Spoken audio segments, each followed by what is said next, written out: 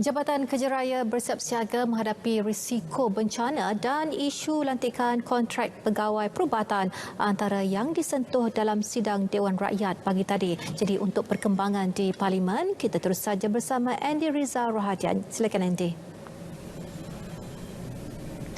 Ya Miza, Jabatan Kerja Raya JKR bersiap siaga sepenuhnya dalam menghadapi risiko bencana sepanjang musim tengkujuh yang dijangka berlaku hingga Mac tahun depan. Persediaan meliputi aspek tenaga kerja, selain jentera dan logistik. Menteri Kanan Kerja Raya Datuk Seri Fadilah Yusof memaklumkan sebanyak 1,474 cerun yang berada pada tahap bahaya sederhana hingga sangat tinggi telah pun dikenal pasti. Ia terletak di Jalan Persekutuan Kritikal di 5 negeri yang mungkin terjejas akibat monsun timur laut atau MTL termasuk Terengganu, Pahang, Kelantan, Johor dan Negeri Sembilan. Kementerian Kerja Raya bersama cawangan kejuruteraan Cerun, JKR telah memasang sistem amaran awal tanah runtuh di lokasi-lokasi berisiko melalui penggunaan sistem telemetri yang akan memberi amaran awal apabila rainfall index pada tolok hujan yang telah dipasang melebihi tahap amaran. Terdapat 48 stesen tolok hujan di seluruh Malaysia di mana 36 stesen terletak di semenanjung Malaysia. Tolok hujan ini dipasang di Jalan Persekutuan yang berpotensi berlaku cerun runtuh seperti FT59, FT185, FT4, FT55, FT105 dan beberapa laluan kritikal lagi. CKC juga akan memberikan amaran awal pada JKR daerah berdasarkan data hujan yang diperolehi daripada sistem amaran awal tanah runtuh dan data pergerakan cerun yang dipasang pada cerun-cerun yang berisiko.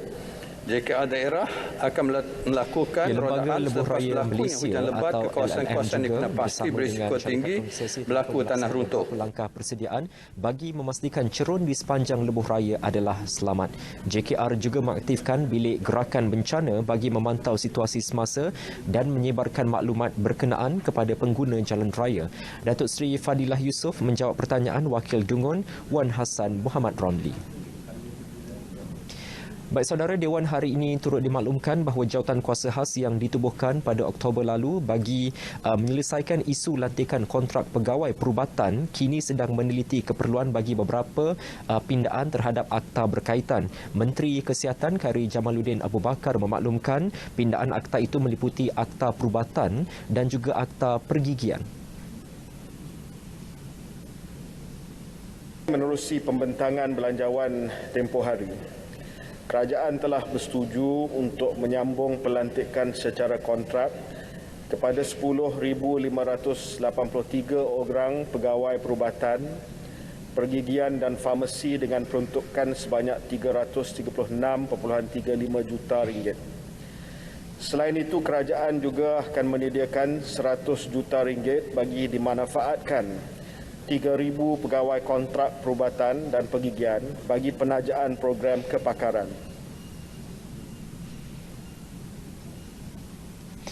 Ia tambah Khairi lagi, kementeriannya bersama Jabatan Perkhidmatan Awam JPA masih lagi meneruskan perbincangan bagi membuat pindaan ke atas akta pencen. Langkah itu bagi melihat kesesuaian penawaran lantikan secara tetap dengan lestari kepada pegawai perubatan menerusi skim kumpulan wang simpanan pekerja atau KWSP.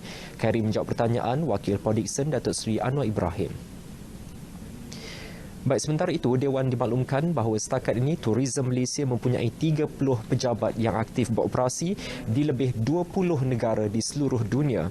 Timbalan Menteri Pelancongan Seni dan Budaya Datuk Seri Dr. Santara Kumar menyatakan terdapat 2 petugas ditempatkan di setiap pejabat tersebut.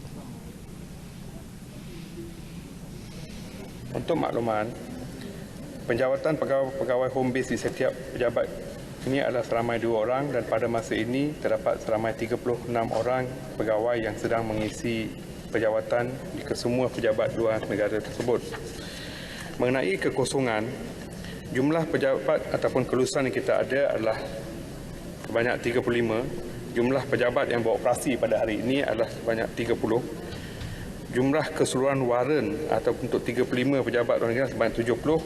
Maka jumlah keseluruhan waran bagi pejabat yang telah diisi adalah sebanyak bagi 30 pejabat adalah 60. Maka jumlah waran yang perlu diisi adalah seramai 24 dan keseluruhan jumlah pengisiannya adalah 36. Ia mengulas pertanyaan mengenai cadangan pembukaan pusat tourism Malaysia yang baharu di negara-negara berpotensi. Beliau memaklumkan bahawa pusat-pusat sedia ada akan diperkasa bagi mempromosikan tempat-tempat pelancongan di Malaysia dan tiada keperluan untuk menambah pusat-pusat baharu buat masa ini. Beliau menjawab pertanyaan Wakil Hulu Langan.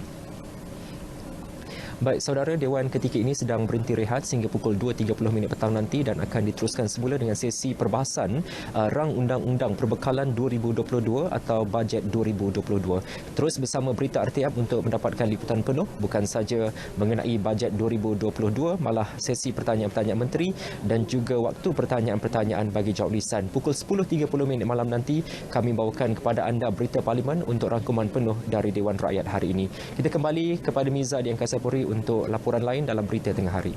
Miza.